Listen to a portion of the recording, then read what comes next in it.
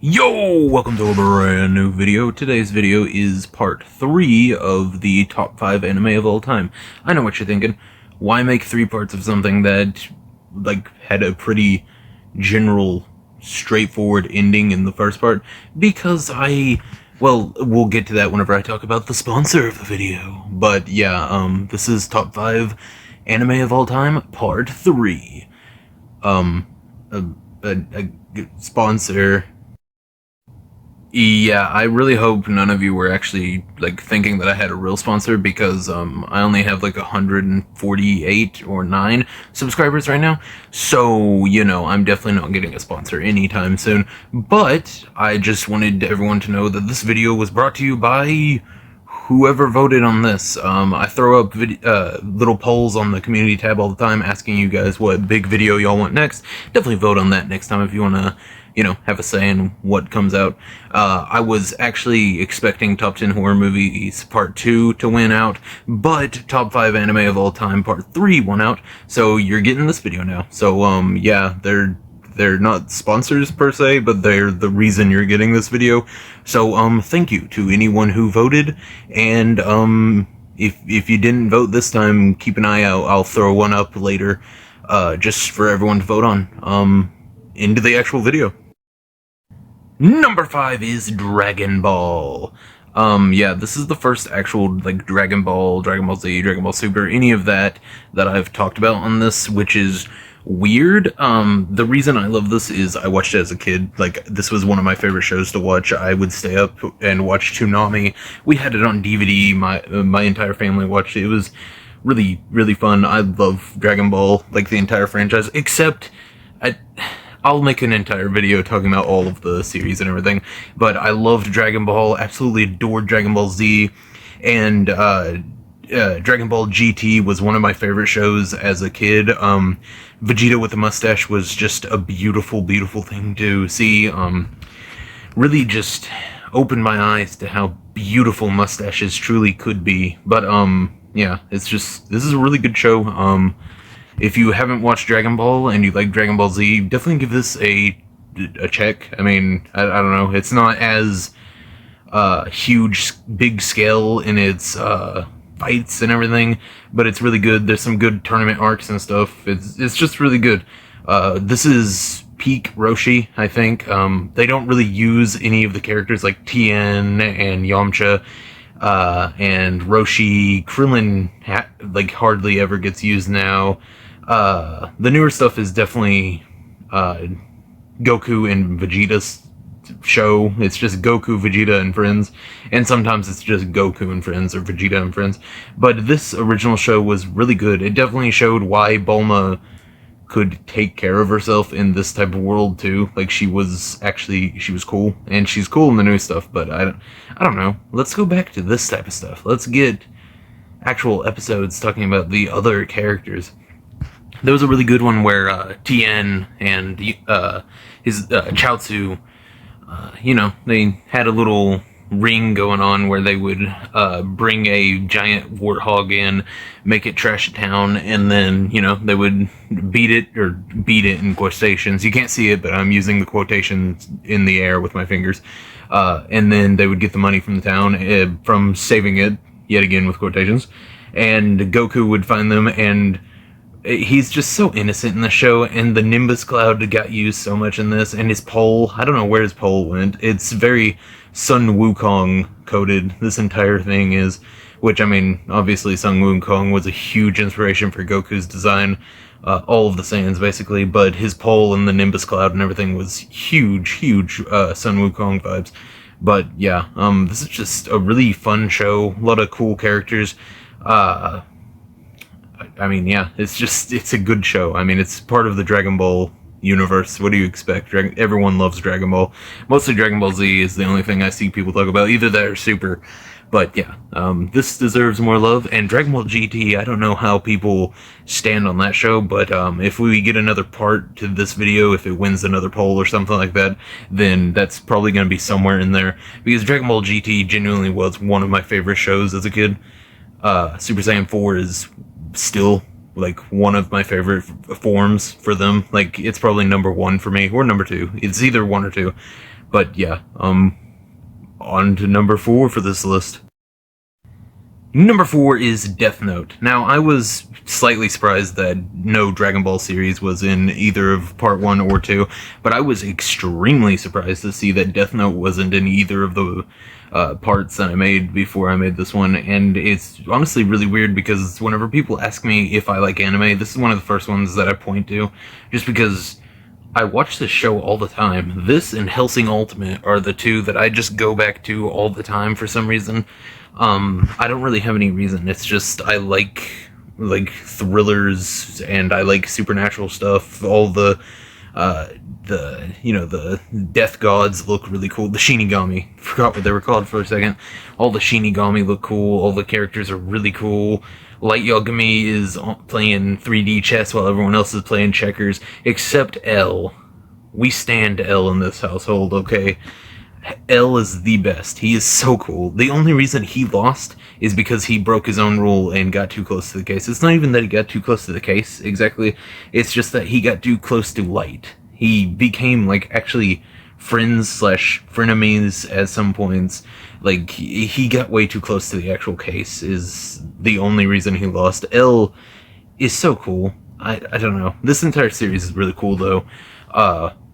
Yeah, this is just a really good series, and I was really shocked to see that it wasn't in either of the other parts that I made for this. I guess this would be a series of videos that I'm doing now, but in this trilogy of videos that I've done, it wasn't in either of the parts. I had to look through both videos 3 times just to make sure that I didn't. But yeah, Death Note, absolutely number 4. This is another one that I just really was kind of confused as to why I didn't put it on either of my other parts for this. I guess it's because part 1 and 2 were ones that I just absolutely adored and had to talk about.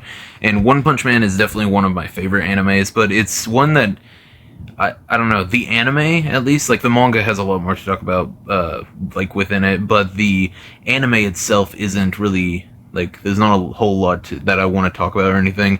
It's just all of the characters are really cool. I love Puri Puri Prisoner. He looks sick. His transformation reminds me of Sailor Moon, which is always amazing. I don't know. The undead dude is really cool. I think what is his name? Zombie Man? Zombie Man. Yep, Zombie Man. Genos gets hoed every single time he fights. King he has the power of luck. He's just Domino. Can we all agree on that? I don't know if it's been stated in the manga or anything. I don't think it has. I don't think they've talked about him having any powers. I think it's literally just he's a coward in the manga too. But yeah, everything. Silverfang, awesome. The tank top troop. Man, is that what they're called? That might be what they're called, actually. The tank top troop is really cool. It's just, this is a really cool show. Moomin Rider is one of the sickest heroes, if only he had some actual powers. He reminds me of the Boy Scout type of character. He would be Superman if he was in DC. He's really cool. He rides up to the Ocean King or King, whatever he's called, and just slams the bike into him, and it's so cool. Metal Knight is just, he's Batman if he was always in the, I don't know, the freaking Hellbat armor, I guess, and he's more like Iron Man if he was always in the Hulkbuster armor, but yeah, he's a douchebag. I hate that guy. If I might do a ranking of all the heroes, just because right now I'm just spouting off all the heroes that I like, and I actually do love all the characters, but yeah, the show makes fun of a lot of stuff that other anime does, the really long monologues and everything. One Punch Man or Saitama will just be looking around or yawning or something while they're giving their exposition, and then just one hits them. I mean, that's literally the whole joke of this show. It's just a really good show. Check it out if you like comedy and action and literally anything good in this world.